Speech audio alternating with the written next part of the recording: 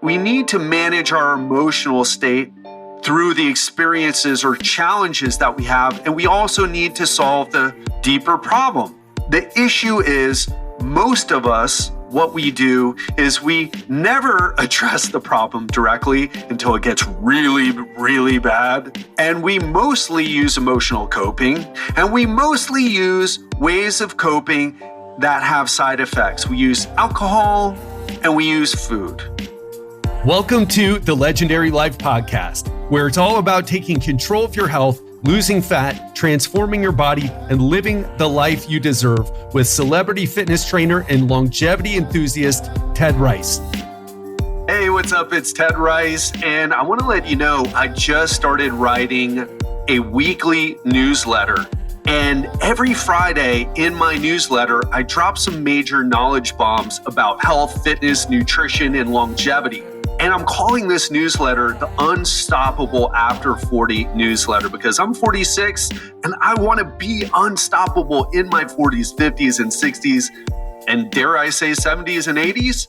In today's issue, I talk about a superfood you must start eating now and how to maximize your gym results in less time, as well as how eating quote unquote healthy can actually lead to poor health. So if you enjoyed this podcast and would appreciate reading a newsletter that you can go through in less than 4 minutes, go to legendarylifepodcast.com/newsletter and subscribe now. That's legendarylifepodcast.com/newsletter. Today, we're going to talk about the number one struggle that my entrepreneur clients have shared with me. I'm going to talk about their number one struggle. And I want to ask you, what do you think that is? Well, if you said stress eating, then you're right. You're correct. That is the number one thing that executives, entrepreneurs, and other high performers struggle with.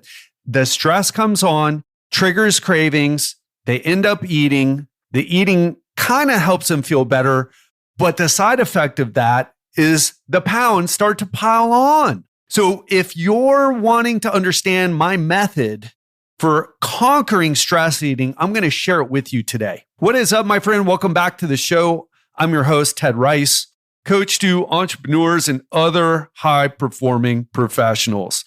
And I want to tell you, this is not just an entrepreneur or executive problem. Obviously, it's a problem so many people struggle with, and it's a problem that I've struggled with. Now, I've been working for myself since I was 22. I was an entrepreneur, but didn't really know I was an entrepreneur. I was a solopreneur, but then someone told me one day, hey, man, you got to get your act together. So anyway, my point is this, I used to stress eat. And it took me a long time to figure out I was doing it, because the issue was that I was always thin. I was always lean. In my teens, I was super lean.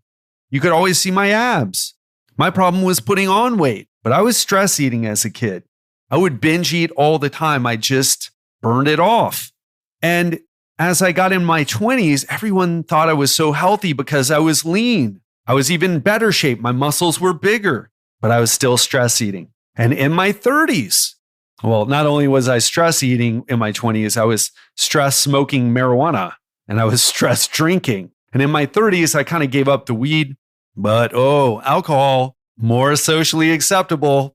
Did plenty of that in my 30s, at least up in my early to mid 30s. And I didn't realize what I was doing. It took me until my 40s, actually, or my late 30s, really. And then in my 40s, where I remember the first time that I could have some sweets in the refrigerator or freezer and not have them like call to me. Like I would be sitting there in my house and I know the sweets are in the refrigerator. I know the ice cream's in the freezer and I can't help myself. I try to say no, and maybe I'm successful, but eventually I'm going to give in and eat whatever's in there. And I remember when Giselle and I split up, it's my ex-wife, when we realized that we were more business soulmates and not soulmates in the way that we would be together in marriage. And I remember when we first split up, I was heartbroken and she was crying. I was crying. We still knew we were going to work together. We had a dream of this business together. This business has given us so much joy and freedom and really saved our lives. But that part needed to end. And when it did, it hurt so bad. But a few weeks later, for me, because Giselle doesn't really have the stress eating problem. She has other stress problems, but stress eating, she's always maintained a good body size, always. But for me, I remember a few weeks into it, I started to get past the sadness of breaking up and divorcing, really. And I was in therapy and I started to see the way out. I started to see the opportunities instead of the loss. I was making that shift. If you've been divorced, you know what I'm talking about. You're like, everything's over. My life is over. I'm divorced. Oh, nobody's ever going to love me or want to be in a relationship with me again. I'm old. Giselle and I were together for 7 years. And I started to move into, women still do find me attractive. Women that I find attractive still find me attractive. And I have all these qualities. And I started to realize that. I started to feel better. I started getting leaner. In fact, I got into the best shape of my life up until that point in 2019 in Bangkok, Thailand. And I remember I had gone food shopping at the Tesco Lotus that was a few blocks down from the condominium complex I was staying in. And on the way out of the Tesco Lotus, there's this Hokkaido cheese tart place. And they're delicious. I don't know if you've ever had the Hokkaido cheese tarts. In Thailand, they're just crazy for Japanese ice cream and sweets, and with good reason, because they're delicious. Some of the best ice cream and sweets that I've had. I've been in Thailand, but they were Japanese. So I picked up 6 because it was buy 5 and get the 6th one free. And I took them back in my house. I ate a couple or maybe half, and I left the others. And I'm like, wow, I don't recall the last time I've ever been able to do that. And that got me thinking, like, what happened? I felt like a drug addict for most of my life when I had cookie dough ice cream in the refrigerator, in the freezer. And that's what I want to talk about today. So if you resonate with any of that, let's jump in. The first thing is being able to distinguish between physical hunger and emotional hunger, or stress-induced craving. So physical hunger comes on gradually. You feel it in your stomach. You start to release this hormone called ghrelin, and you've had the stomach grumbles before. It's caused by ghrelin, by the way, that hunger. And any food will do. I mean, if someone gives you a few slices of pizza or burger and sweet potato fries, or whatever, but you're hungry, you would also eat the healthiest salad. You eat a chicken salad with dressing on the side. You don't care. Just give me something. I just need to eat. And it's easy to satisfy when you have enough food, no matter what type of food it is, you feel fulfilled. You feel satiated. But stress-induced cravings hit suddenly, and it's a mental craving. And it's usually a specific food, and it's very hard to satisfy. In fact, I remember I don't even remember exactly what it was that triggered me, but I remember I was already full. Then something happened and I was like, I need to eat something. I need something now. And it wasn't baby carrots, organic baby carrots. I needed some sugar. And really, when we say that, it's just a fun way of saying, it's just a more fun way of saying hyper palatable foods. So cookies, something with sugar and something with fat, highly processed. And that mouthfeel just makes my brain go, this is pleasure. That's a craving, a stress-induced craving. I don't remember if it was a fight with someone or I'd just gotten some bad news. I forget what it was, but I needed some ice cream. So next time you have this, so developing awareness here is key. You need to be able to distinguish between physical hunger and emotional hunger or stress-induced cravings. And again, there's these very easy distinctions. So ask yourself, next time you feel this, ask yourself, is this physical hunger or is this one of them cravings? I remember I've been in, and I know you can relate to this. I've been full and I'm like, I know I need something sweet. And then you eat something sweet and you're like, no, I just need a little bit more of something sweet. And then you have a little bit more and your stomach is starting to hurt, but yet you're still spoon feeding yourself. In my case, ice cream. It's my go-to. It's my drug of choice. It's the responsible person's drug of choice, right? I remember my client, Sarah, who lost 100 pounds in a year. She's like, look, I'm the Christian mom. I'm never going to be doing meth off the toilet seat, okay? Never going to happen, but I'll get into some chocolate cake.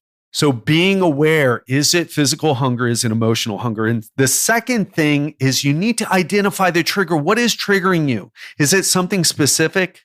I've talked a lot about the craziness of my life, but I want you to think about, the craziness of your life. I remember a client telling me, hey, I'm good. From the morning, I feel amazing. But after a day of running my business, 5 p.m. comes around, time for a steak, time for a few glasses of wine, and maybe some chocolate lava cake for dessert. Once the floodgates are open, just keep going, right? Especially if alcohol is involved, lowers your inhibitions. Had another client running a successful company. He felt bad that he was feeling stressed from being so successful, but so it doesn't need to be like a bad thing. Oh, I'm going through a divorce. It doesn't need to be that. It could be from a good situation. It's just too much of a good thing becomes stressful, just like exercise. You can lift weights, but imagine lifting weights every hour on the hour for 30 minutes, 24 hours all day long. That's going to get a bit old. You're going to feel, I feel terrible. A good thing can turn into a bad thing if it's too much. The key is recovery. So again, identify your trigger. Identify your trigger. And then the third thing we need to do is evaluate our coping strategies. We have two ways of coping. We have emotional coping, and then we have problem-solving coping. For example, eating, let's go with the obvious example here. Eating food doesn't solve any problem. The only thing that eating food does in terms of solving problems is if you have physical hunger. If you're really hungry, you need to eat because for those of you who've done intermittent fasting, especially, stress levels go up when you're hungry, can't think straight. Food solves that problem. But if you've got a problem in your marriage, I remember talking to a client. She's like, I'm eating, and I'm asking her, well, why are you eating? And then why are you eating so much during the day? And then after further questioning her, it was a situation with her husband. And I'm not going to divulge the personal details because I want you to take this and apply it to yourself. Because food won't fix a problem with your husband. Food won't fix the problem that you hate your job. Food won't fix the problem that you're single after a divorce and lonely. And I want to talk about this again, emotional-based coping and problem-solving coping. So obviously eating food is you're trying to shift your emotional state, but it doesn't really help you. Actually, I want to take that back. There is some studies showing that it does cause a change in the brain and lowering of stress levels. I believe the study was done on ice cream. So it actually does help you, but it's momentarily. It helps you momentarily, and it has a side effect of making you fat. We could also use exercise. Exercise doesn't fix the problem in your marriage. It doesn't fix the problem in your business either, but it shifts your emotional state. Now, I want to say this too. I think a good time to talk about this. We need both. We need to choose. We need to manage our emotional state through the experiences or challenges that we have. And we also need to solve the deeper problem. The issue is most of us, what we do is we never address the problem directly until it gets really, really bad. And we mostly use emotional coping, and we mostly use ways of coping that have side effects. We use alcohol and we use food. And some of us who are more unconventional, a little bit more rebellious, use things like other drugs. I should also say this too. Actually, I went from one extreme to another. So I was high all the time in my 20s. Don't want to go off on a tangent on why that was, But if you know my story, you can put two and two together pretty easily. But I remember when I switched gears and I went from being stoned all the time to going to jujitsu all the time. And I want to say this too, because I think it's important because I know some of you, I know there's someone right now who's going to relate to this. I ended up changing one extreme thing for another extreme thing. And what was that extreme thing? In my case, it was Brazilian Jiu-Jitsu. Oh, what's wrong with that? Well, my knee cartilage in both knees, especially in my left knee, and the herniated discs in my neck, although that was partially from a car accident as well. So even if you're using a quote unquote healthy way of coping with emotions, like exercise, it can become negative. And I want to say this too. I think it's another important nuance here. There's every once in a while, if you stress eat, it's not the end of the world. It's just that we preferentially and excessively medicate ourselves with food and drugs. And we typically don't deal with the deeper issues. Some of us probably, this podcast is for high performers, but people who are off in la la land, listening to music all the time and just really unaware, they probably never deal with the deeper problems in their life. And it doesn't potentially hit them until they're on their deathbed. But you're not one of those people. You're here. But even us, we don't deal with the deeper problems. So how are you handling your stress? What are the things that you're doing? And I want to share with you some of the things that I switched to. How did I become emotionally healthier in dealing with my stress? So one of the things I started doing, I started getting massages. I started getting acupuncture. I started doing meditation. I meditate almost every day. And when I'm feeling stressed, I meditate more. For most people, when they're feeling stressed, most Americans at least, they exercise less. They anything good, they drop and they just eat and watch TV and drink. So that is what we need to be aware of here. Evaluate our coping strategies. How much of the emotional coping am I doing? How much of the problem solving am I doing? And how healthy is my emotional coping? Am I running to the easy things that shift my emotional state, like ice cream and alcohol? Or do you have more of a variety? And this one's a bit of a tough one. And I want to tell you, I've been in America. Welcome to America. And the culture here dealing with stress sucks. It's no wonder everyone is so stressed the fuck out here. In Thailand, there's a massage parlor on every corner. And no, not that type of massage parlor. Get your mind out of the gutter. Real massage parlors, real massage places. They do a whole manner of things.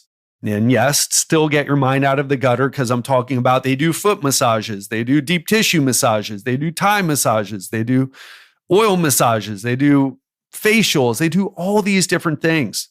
More recently in Mexico, I was getting a massage weekly. I was getting like 2 or 3 massages weekly, as often as I felt I needed it because I was feeling quite stressed there. And I would also have friends that I would meet and go to the spa at the Hyatt there. And we jump in the sauna, we jump in the jacuzzi, and we jump in the cold plunge pool. So that's what I do. I've been going to the parks and having these amazing times riding the roller coasters and just being immersed in this magical environment of a theme park. Now, you may hate theme parks and you may not like massages, but the point is this: you need to adopt some things, to experiment with some things so that you can lower your stress on demand without alcohol or food. You may hate meditation. In fact, I had a conversation with a client recently. I said, he said something kind of funny. Glenn, if you're listening, shout out to you. He said, someone told me, he was telling me about a story of when he was talking about how he stress eats. He runs a company and he was talking about stress eating. He was talking about how he shared it with someone. And then they're like, why don't you just go for a run? That's stupid advice. Everybody, especially if they're running a company, they're smart enough to know that going for a run is better than shoving food in their face. And he kind of said, yeah, I kind of felt like telling that person to shove the run up his ass. And I said, yeah, and you should, because it's stupid advice. But here's what I want to ask you, Glenn. What is the thing that you feel like would be great for you. And then he started talking about doing some recording and playing around with some music recording software. I don't play music anymore, but I remember when I used to, story for another time, folks. I'll even share some of my music that I recorded in the band. I think you'd be surprised. I'll slap it on the end of an episode one time. But I remember when I used to play, I used to be very stressed, and then I would play my bass, and 5 or 10 minutes later, I was just like, wow, how incredible do I feel right now? I said, you should totally go do that. Because here's the thing, you don't need as much exercise as you think compared to controlling the stress eating if you want to lose fat, because it's so hard to burn calories with exercise and so easy, or much easier rather. It's not that easy, but we'll talk about that in a second. But once you manage your emotions, it's so much easier to not eat the 300 or 500 calories that you'll have to burn off later with exercise. Because you could do 30 minutes of running. Gosh, most people hate running. I do. And then on the way out, you grab yourself a Snickers and a Gatorade, and guess what? You just ate back your calories. You net zero. Now you're in better shape, you're in better cardiovascular shape, but fat loss, no.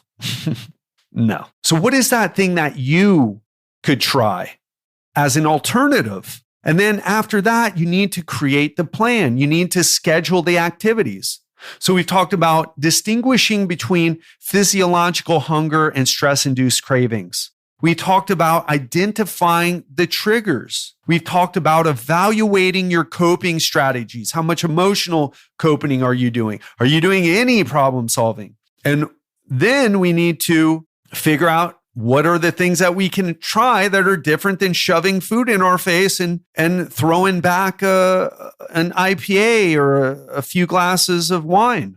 What are those strategies? And they're different for everyone. And then we need to schedule them. We need to take action. And that's what I get my clients to do. And it works, provided that you take action. And I want to tell you something. You might say, well, I don't want to do anything. I don't have anything. Well, then if you don't have anything different, then you need to go experiment. Gosh, don't be a baby. Go experiment. You're going to feel so much better in your life when you go try new things. You may not like them. You may try meditation and go, not a fan. Okay, cool. What are you a fan of? Maybe it's dancing. Maybe it's playing a musical instrument. I had someone tell me recently, she's not a client, but she's referred clients actually, and she's in my Facebook group. Shout out to you, Melanie. And she said that she likes to do things with other people. She's like, it's not as important what I do, but it needs to be done with other people. So what can you do? What's something you can experiment with? Or what is that thing that you know works for you, but you just haven't been doing? And go do that. And it's as simple as that. It's as simple and as hard as that. All right, that is it for today. And I want to ask you, what is the big thing that you can take from this podcast and go implement? Because I don't want you to, look, even if you're binge listening to the podcast, it's cool. I get it. Take notes though. What is something that you can take action on and go and do? Don't just binge listen. That's the problem. We all get high off the information. The dopamine flows when we learn new things. But if we never implement what we learn, our lives don't change. So go change your life. That's what I want to leave you with. Love you lots. Have an amazing weekend. Go take some action and speak to you on Monday. Hey, what's up? It's Ted Rice, and I want to let you know I just started writing a weekly newsletter. And every Friday in my newsletter, I drop some major knowledge bombs about health, fitness, nutrition, and longevity. And I'm calling this newsletter the Unstoppable After 40 newsletter because I'm 46 and I want to be unstoppable in my 40s, 50s, and 60s, and dare I say 70s and 80s? In today's issue, I talk about a superfood you must start eating now and how to maximize your gym results in less time, as well as how eating quote unquote healthy can actually lead to poor health. So if you enjoyed this podcast and would appreciate reading a newsletter that you can go through in less than 4 minutes, go to legendarylifepodcast.com/newsletter and subscribe now. That's legendarylifepodcast.com/newsletter. All right, that's it for today.